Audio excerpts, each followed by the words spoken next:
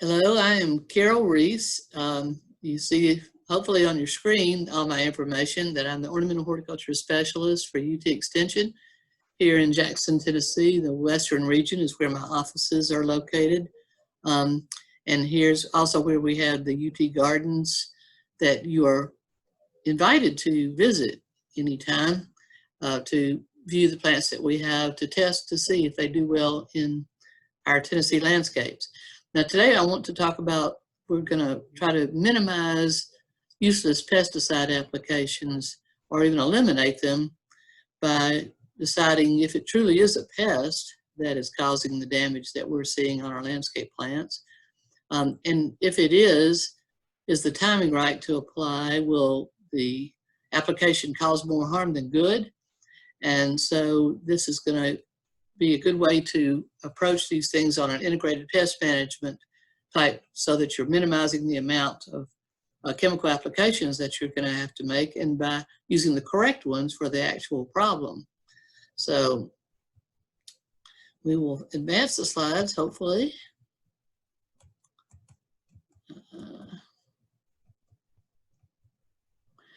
Let's talk about times that a pest is not a pest. It's actually something else that's going on. We need to really eliminate a whole lot of different things it could be before we even begin to consider whether it could be an insect or a disease, because often it's not. Often it's a variety of external factors.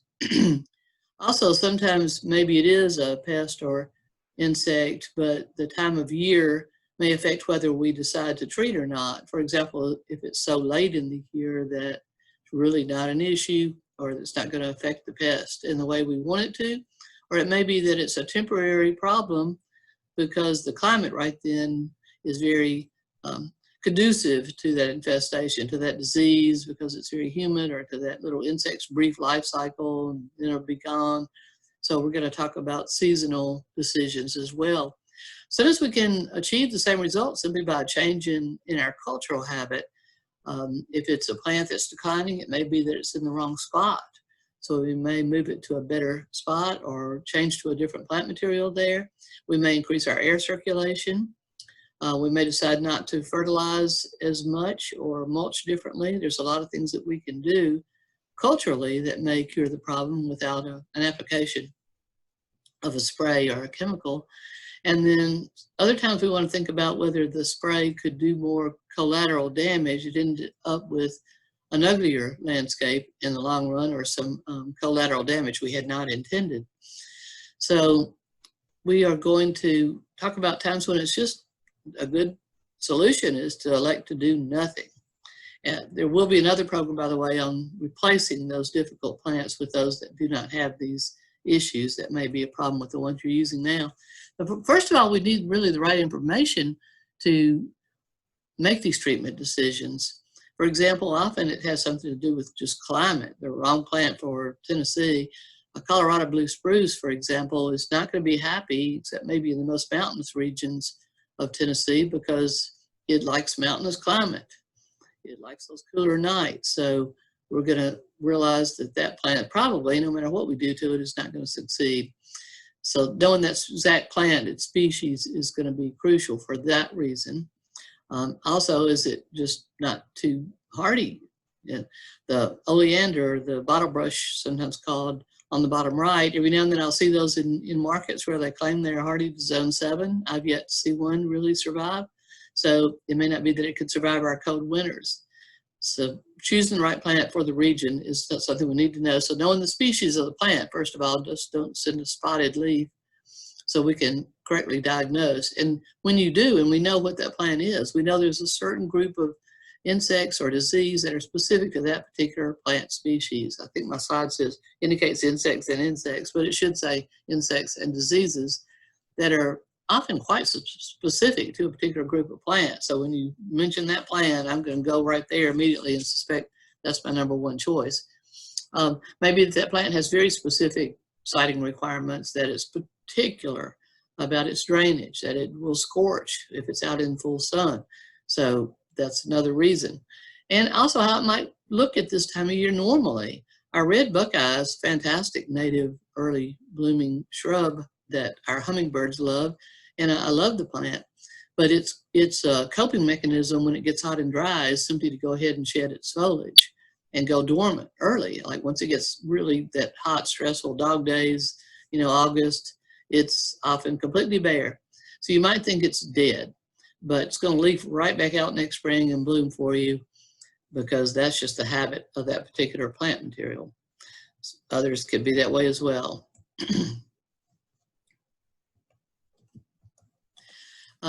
So just a couple of examples. When some people will call me, often I hear about problems with ornamental cherry. Ornamental cherries are a member of the prunus. These are the stone fruits, cherry, plum, peach, and all of those are subject to peachtree borer, one of our more difficult pests to treat, and it can certainly kill a tree. Often I don't expect our ornamental cherries to live more than several years. I'm not saying never plant them, I'm just saying be prepared for the fact that they either have to be treated preventively to keep the peachtree borer from getting in that trunk, because once it's in there, you're pretty much going to have to realize it's terminal. And so we are going to be prepared for that and realize that we're not going to make them a major landscape statement, put them somewhere in the landscape where I kind of consider them disposable, can be replaced. But if I wanted something that I'm going to put in once and forget, then it's probably not going to be an ornamental cherry, because this is such a common problem, as are the fungal cankers. You'll see a sunken place on that bark, and parts of the tree start dying because it's obstructing the flow of water. The vascular tissue is disrupted. So common issues with that particular group, and that also includes cherry laurel.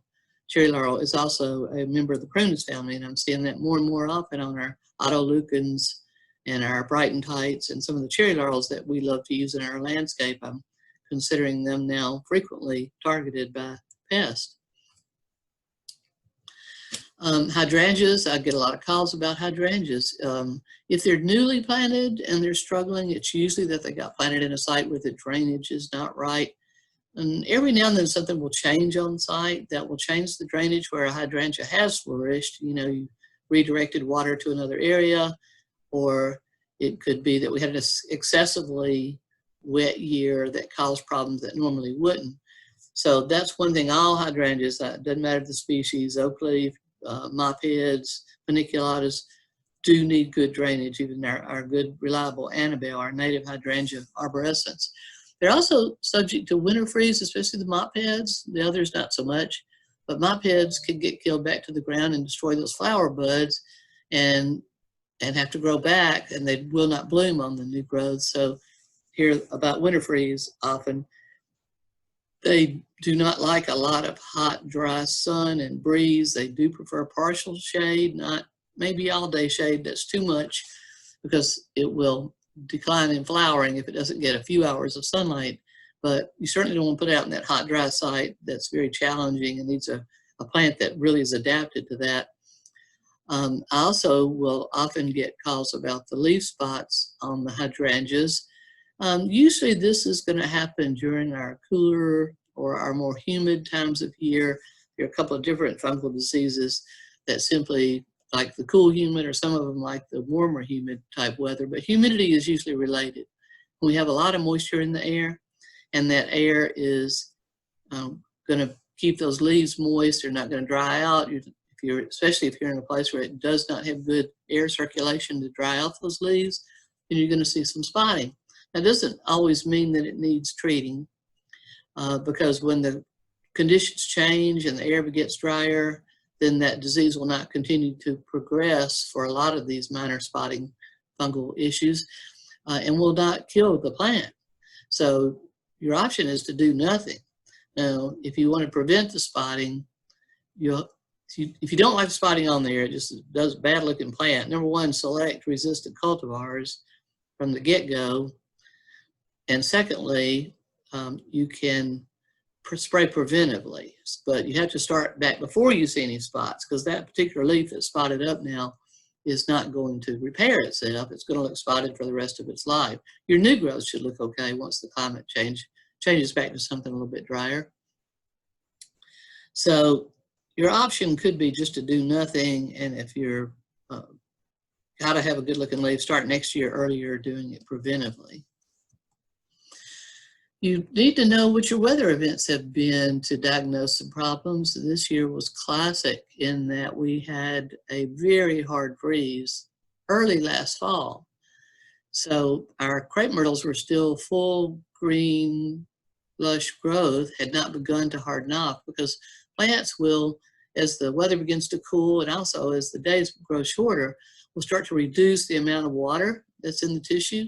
And what that does is make a more concentrated carbohydrates in those tissues, which acts like an antifreeze. And so they're not going to freeze when the weather gets below freezing temperatures, 32.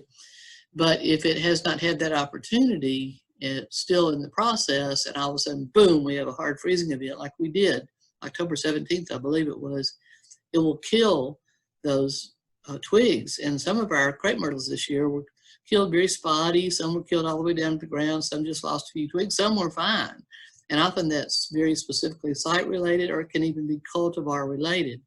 So that's another reason a lot of times people want to know, well, but the other crepe myrtles, you know, out by the driveway didn't get affected. Well, they were either a different cultivar that was a little more cold hardy, or that particular site was a little more protected, or it was in a little bit more advanced state of acclimatization to the winter temperatures coming on. Extreme droughts can also do that. Oh, and by the way, if your crepe myrtles did look like this year, if there's a lot of foliage left, I may just leave them alone, let them grow out of it. I personally elected to cut mine down and start over, and they left out, and they're already about 14 feet tall in one growing season. I'll begin to train them into tree form again starting this winter. So it wasn't a disease, it was freeze damage from last fall, but you had to know that in order to correctly diagnose the problem. Extreme droughts can do the same thing. Often it can be extreme drought for the year before, or the current extreme drought, if there is one. Late frost, in fact, our crepe myrtles had a double whammy this year. We had that early freeze last fall, then my crepe myrtles had flushed out and we're putting on some new growth, and we had a late frost that knocked them back again. So they were really suffering this year. As soon as people will see the damage on their plant, didn't realize it at the time of a late frost in the spring, and later on think that it's a disease of some sort. Extreme temperatures, we may be fine most winters with some of our plants rated zone 7, and then suddenly we have that winter where it dips down to zone 6 temperatures, and we do lose some plant materials because we can't control nature. We're just doing the best we can with saying usually this plant is really good for our particular zone. And also excessive heat. When it's just miserable out there and droughty and hot, and it's dangerous for beast and man, it's also dangerous for plants. So often those plants will show a lot of stress at those times. They may recover just fine next year when the weather conditions change, or it may do some permanent damage to those tissues. Now, sometimes it's a problem with the plant flowering, and that can be winter damage, but other times it may be that if you're expecting fruit, pretty berries, for example, that we often plant our hollies for, or if we had blueberries planted and we saw the flowers and they did not get frosted, but we don't have a good crop this year, it may be that there were poor conditions for pollination when they were in flower, or that our insects were absent because we sprayed at the wrong time when they were in flower. So it could have been that those weather events did deter the performance you expected from that plant material. Frequently I'll get pictures of brown trees, brown shrubs, brown leaves, and I don't get the picture that I need to diagnose the problem. There's a lot of things that would cause a tree to brown up. One, we've already mentioned a couple, you know, a tree that was not suited for this climate, or that was particularly subject to some weather events that the others didn't mind. But mostly I need pictures of things that are going to be elsewhere on the plant, because usually what I see when I see a brown shrub or tree, it's usually an interruption of the flow of water. And that can be from a disease. There are certain vascular tissues that will get stopped up from fungal diseases that can infect that green cambium layer under the bark. But the first thing I'm going to do is go look for mechanical damage or environmental damage, because I want to get to disease last and then think about my options for a chemical application. And usually I'm going to look down where that trunk meets the ground, somewhere in that area, and see if I can see if there's damage from mower tremors, Could be that wildlife has done something to it. Voles are commonly an issue on especially fruit trees. Could be that the tree was planted too deep to start with and the girdling roots have begun to choke off that vascular system. And sometimes it can be that a particular tree, as we already mentioned, can be particularly stressed by drought. Often people will burn them, we call it, with fertilizer, piling on the fertilizer, or not knowing that you can certainly overdo fertilizer. We call it burn, but it's actually pulls the water from the roots, so therefore dries out that plant. So that's something that I have to look for. And herbicide damage, when people are, well, maybe they're accustomed to using this herbicide under these plants to take care of those weeds and keep anything from growing near the trunk, so they don't hit it with their weed eater or their lawnmower, but they didn't realize this is a new formulation of that herbicide that had some residual effect that will affect the roots of our ornamentals, because it's preventing other weeds from growing in, yeah, for a year, but it's also damaging the roots. And if you read the label very clearly, which you should always do, then you'll see where it says this particular formulation should not be used over the roots, even of established ornamentals. So we need to be very cautious about that.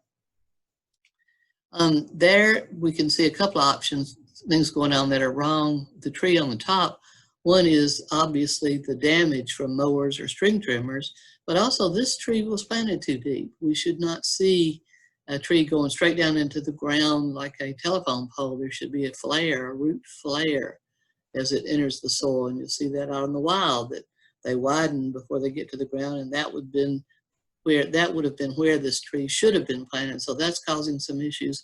But then, of course, the damage to the bark. This one's trying to heal. I can see the callousing there, and it may make it. Sometimes they do, sometimes they don't. Depends on how much the damage is, how sensitive that species is, and whether it may invite in an infestation of borer, for example, that further affects the tree. So this is something we want to avoid at all costs by proper mulching. Let's see, we've covered those options. And also look down instead of up to help diagnose these problems with browning by seeing if we've got little vole holes. And vole holes can be pretty small and insignificant. They can be dime. Often I see them about nickel size. I would say is probably the more common size that I see. And sometimes the mulch can kind of obscure them. So look for those small holes down there and put your finger in them. See if you can't follow them a little bit gently without disrupting the mulch a little bit. You kind of feel the direction that the little tunnels are going. And your little vole holes with a V as in victory are going to be running shallow and just under the bark, and usually network all around those roots, and they can dry those roots out, and they can also feed on those roots if it's something that they enjoy. And then they also gnaw often on that bark, especially right where it gets to the ground level. So those can be treated. They are vegetative feeding animals. So there are actually zinc phosphide and some other ways that you can control voles.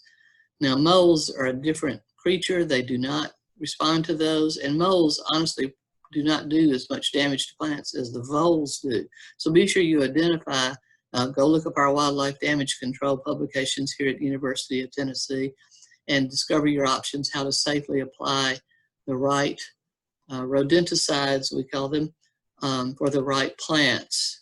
So, and how to safely do that so that you don't have collateral damage. Squirrels sometimes strip bark. I've seen whole just dead limbs in trees, and people are just mystified about what's happening.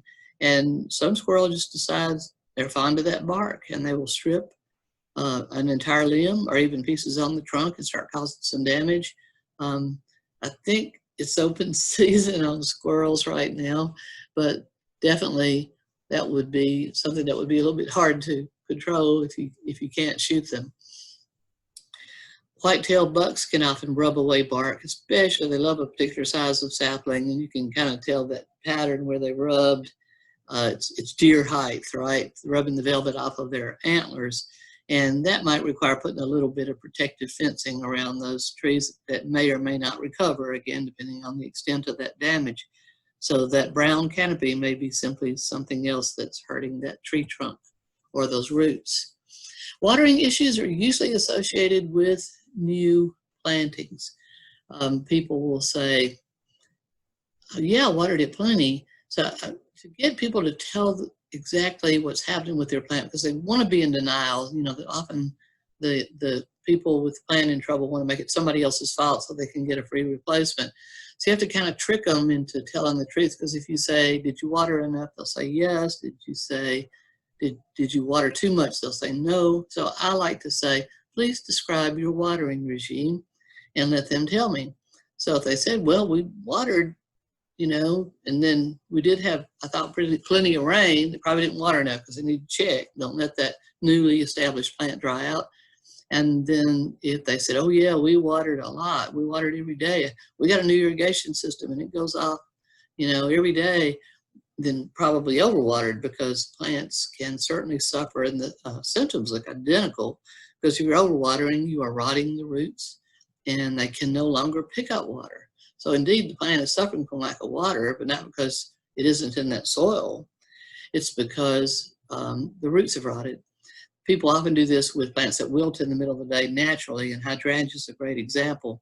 Even if there's plenty of moisture in the air on a hot, breezy day, these large leaves will wilt because they simply can't pull water up from the roots fast enough to replace the water lost from the foliage. And that is not when you want to water. You want to fill that soil and only water again when it begins to feel dry. And if it is a place that just is going to stay too wet, then let's choose that species that doesn't mind a soil that stays wet.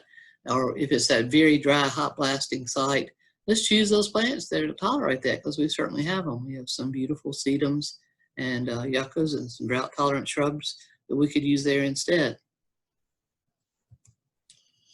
Let's look at some other things that could damage. And when I looking and scouting out what's happened to plants, often I look for pattern.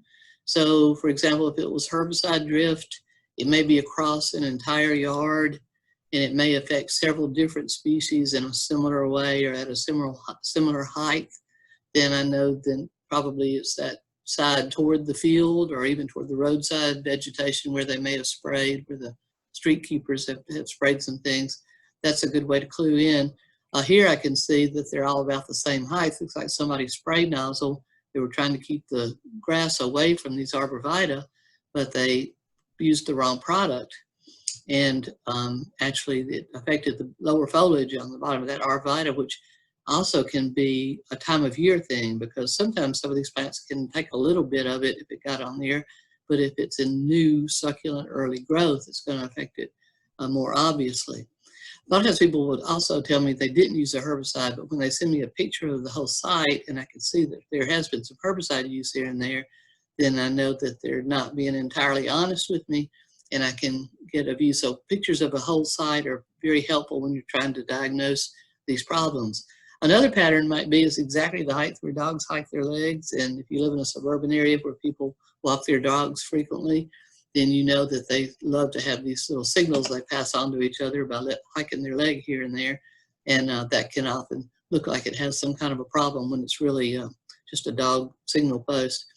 Here at work, we've had issues where people would sit out in their truck for a while they were on the phone, and their exhaust was running and blasting on the shrubs that were behind that truck where it had backed into a parking place, maybe instead of pulling it forward.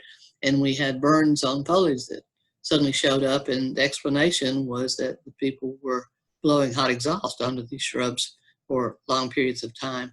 So look for these patterns and these clues, and they will help you say, nope, not a disease, nothing I need to spray for. This is something that was inflicted externally. This also happens sometimes when we prune at the wrong time, poor pruning practices. If we prune, somebody says, oh my gosh, my boxwoods look terrible. I think I've got boxwood blight, but we see it's all where it was sheared too late in the year for that new succulent growth to harden off. So then we had that freeze. It would kill the new growth, but not affect the older growth on that plant where the leaves were harder, we called it, when they've had time to firm up and reduce the amount of succulent water in those tissues. In general, I don't like to see broadleaf evergreens pruned after August. First week of August, I tell people put down your pruners. Let's start pruning again in late winter. Also, another reason is sometimes these shorn shrubs, if we start doing it later in the autumn, open up the interior of that plant perhaps to more damage. So I like to put down the pruners in late summer and don't pick them up again until late winter. However, be sure you don't prune in late winter those springs that were intending to bloom. In early spring, you're going to steal the blossoms that you intended for that pleasure. So know those spring blooming shrubs, don't prune them in late winter, but your broadleaf evergreens, usually that's a really good time to prune them, and then they can flush right back out with that new growth in spring and cover the shearing evidence. There's some of these spots that just really aren't a problem. I'm making this recording here in early October, and the leaves out there are declining. They're losing their vigor because the tree is pulling the photosynthate and the carbohydrates, all the nutrition from those leaves, and storing it in its stems, trunks, limbs, and roots for next year's growth, right? Those leaves have been working hard and producing all that, and now the tree is saying, okay, I need that now, and you're gone. I don't need you anymore. So in their decline, they're going to be more susceptible to different organisms that may make them look just terrible. So I walk around this time of year and I expect to see a lot of terrible looking leaves. Some look pretty good right up to the end, but I would say the vast majority of them are showing some kind of a damage, and that's just nothing I need to worry about at this point. They've done their work. Now, people sometimes don't realize that our broadleaf evergreens are doing this as well, but not at the same time. Right now, the southern magnolias I can see from the window, their foliage is going to look good and will probably look good all through the winter months. But come spring, they may start looking ratty, and that's because even though they're evergreen, they do shed old leaves and put out new growth. So those old leaves, as they begin to decline, start to show the browning and the spots and the necrosis. And I'll get a lot of people telling me that their magnolias are sick and bringing in these leaves. And I say, just practice patience and see if your new growth doesn't look just fine, because that new growth coming out is going to be shiny and gorgeous. And that tells me there's really nothing wrong with that tree. It is simply the old leaves are going away and the new leaves are coming on. Again, that transfer of the photosynthetes and the nutrition into the productive new growth. So sometimes we do have issues. We can look for other clues, but a lot of times that is all it is. And there's simply nothing that we need to do at all. So educate people. Then sometimes we say, oh yeah, it's definitely a pest. You know, I can see that pest right now. You know, the tent caterpillar, or some people call them tent caterpillars, fall web worms is more, I think, an accurate name for them. And again, often late in the year, I'll see these and they may defoliate, you know, good number of leaves out there on the tips of our persimmons, for example. They particularly seem to target, but it's just not a problem right now because it doesn't do enough defoliation to really ding the tree long term. Those leaves have already done their work. It's just Mother Nature taking care of her cycles, and the trees out in the forest we know survive just fine and rebound fine next season, and without our interventions. The spring webworms we will see often come along so early that new leaves will regenerate and replace that bit of lost foliage, which again is probably not going to kill the tree anyway. We obviously want foliage because that's going to make our plants grow and do what we want them to do. So every now and then I'll concede this treat some of these webworms. If I've got a little tree, this just happened at home, I established a little new columnar oak, and the webworms just were getting on there and defoliating that little joker. Well, heck, it didn't have 50 leaves, you know, at this stage of growth, maybe 100. And I didn't want to sacrifice them. So I did do something about the fall webworms. That was small enough that I could just mechanically remove them. But there's a lot of things that take care of them as far as spraying, and BT products would be a particularly safe product if you wanted to use a very specific targeted thing that did not inflict the collateral damage. But if it's for your business, now nobody's going to want to buy a plant with these webworms on them, then you may have to control them right off the bat, which again, there's a lot of products that will, but just to know that I do understand that that is a necessity for some. So sometimes we may decide we're going to spray for something as soon as we see that problem before it starts becoming worse. But what we've done sometimes is we've created a potential for even worse infestation later, because when we sprayed and killed, say, those little aphids that we saw, we also killed some of those predators that would have kind of taken care of them on their own if we had just left things alone. So, you know, lady beetle larvae are famous for consuming aphids and being a good beneficial. And there's a whole bunch of other examples out there that we could use. Well, the bad news is that the aphids reproduce a lot faster and they'll come back a lot faster. And the beneficials often have slower life cycles and fewer generations and fewer numbers in those generations. So our beneficials are actually not back hard, don't make a good comeback, and our target insect does with a vengeance. And all of a sudden we've got a roaring case of problems. So sometimes it's just, you know, kind of a wait and see attitude and see what's going to take care of itself and not get too hasty. We don't want to spray too soon. We don't, as soon as we send something and run for the spray, we want to consider all these aspects before we decide we need to apply these sprays. And remember all these when we're doing our test questions, okay? Because some of these were certainly will play in here. Sometimes it's just that we're wasting an application of spray because it was misdiagnosed. So it's costing you money and time to apply these sprays when you were spraying for the wrong thing. It's not going to do any good.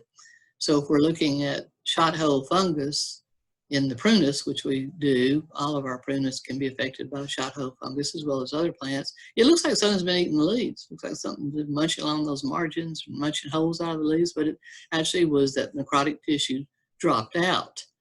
And if you were spraying an insecticide, it's not going to help.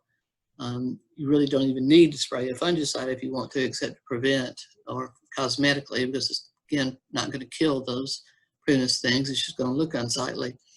But spraying an insecticide is certainly no good, whereas on the lower part, you might look at that and think, well, that white fuzzy thing looks very fungus-like to me, so I'm going to spray fungicides. And again, you wasted time and energy because it's actually a scale insect, a mealybug type insect that requires very specific treatments to control it. So getting to be sure you get those diagnoses correct. You know, if you don't know what it is, you haven't learned how to diagnose this, which hopefully you will from our other virtual presentations, then find somebody who can help you diagnose it properly so you can use the correct targeted pesticide for that product and not waste your time and energy.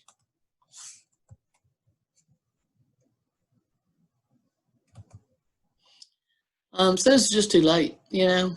If you didn't spray a particular time of year when the adults were out mating and laying their eggs, you've missed your opportunity, and that's going to be true of some of our borers that once they've gotten inside the tree, there's really not a good way to target them. There are some borers that can respond to systemic treatments, but some cannot. And if you miss that window of opportunity, there's just nothing you can do at that point in time. So, or if you didn't do it preventively to prevent those spots that really have to be. And a good example of that might be Entomosporium leaf spot on our Photinia can be prevented by spraying before bud break and at regular intervals throughout the season. I don't think most of us want to do that, but if you haven't begun by then, and it's going to look bad, you're not going to be able to, you've missed your target. Bagworms are a great example. Don't miss your target on bagworms when they're early and young. It's easy to control the bagworms with BT products and other products that will be very effective. But later in the year, when they get big and they've got their wonderful little bags constructed, they can be difficult to handle. Sometimes the plant's just too far gone, you know, just a lost cause. Don't waste your money. We can replace it. Let's try to replace it with something that does not have that issue, or next year, let's try to do it preventively and learn when that should have been sprayed by paying attention. Our soil plant pest Facebook page often gives very timely information about pests as they come along and what to do then, and you'll have to do it then or forget about it. So, pest or not, when to treat, I hope you gained some good knowledge from this program and saved yourself time and money. Sometimes the best thing is to do nothing. And we certainly must know what we're treating in order to be accurate and safe and not, you know, be wasting our chemicals or the collateral damage that can occur from treatment of chemicals when unnecessary. Be sure to visit us. There's my contact information should you want to pursue further information. And I appreciate you listening to this virtual presentation, and good luck on your quiz.